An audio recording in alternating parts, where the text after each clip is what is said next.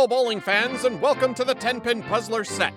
This month's Tenpin Puzzler rules question comes from Alan in Pensacola, Florida, who asks, are there any new rule changes that become effective on August 1st, 2020 that we need to be prepared for?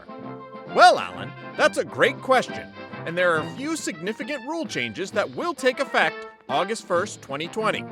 Specifically, there are two changes regarding bowling balls that you really need to know about. The first one deals with any balance holes you may have in your current equipment. For an explanation on this change, we'll turn to our resident USBC equipment specifications expert, Jason Milligan. Hi, PB, and thank you for your question, Alan. Beginning August 1st, 2020, any bowling ball with a balance hole may not be used during USBC certified competition. If your ball currently has a balance hole, that balance hole would need to be plugged before it can be used in USBC leagues or tournaments on or after August 1st of this year.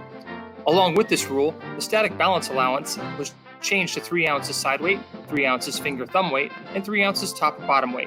This means that most balls will still be within the static balance requirements once that balance hole has been plugged.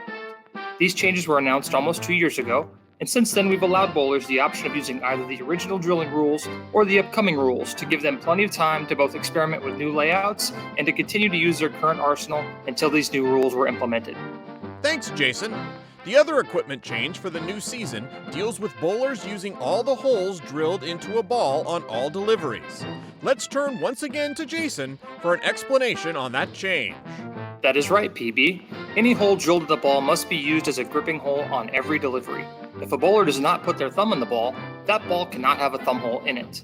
Bowlers will still be allowed to have up to 5 gripping holes, 1 for each finger and 1 for the thumb, all for the same hand, but every hole drilled must be used for gripping on every delivery. Vent holes will still be allowed to each gripping hole as well. For bowlers who are not using a thumb hole, the ball must have a set of crosshairs engraved or scribed into the ball where the palm of your hand will cover it during your approach and delivery. This crosshair mark is to designate the orientation of the ball in your hand. The crosshair must be covered by your hand on every delivery, meaning you cannot flip the ball over and use it in a different orientation. Thanks again, Jason. The other significant rule change that goes into effect this summer has to do with youth bowlers. USBC is lowering the maximum age for USBC youth membership to 18, effective August 1st, 2020.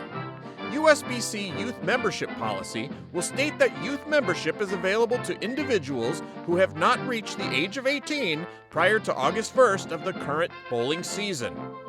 If you have any additional questions about rules, be sure to visit bowl.com/rules for more information. And remember, without the rules, what would we have to argue about? And that's this week's 10-Pin Puzzler.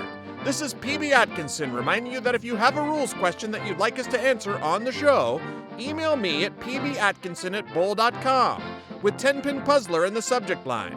And if we used your question on the show, you'll receive an official autographed copy of the USBC playing rules.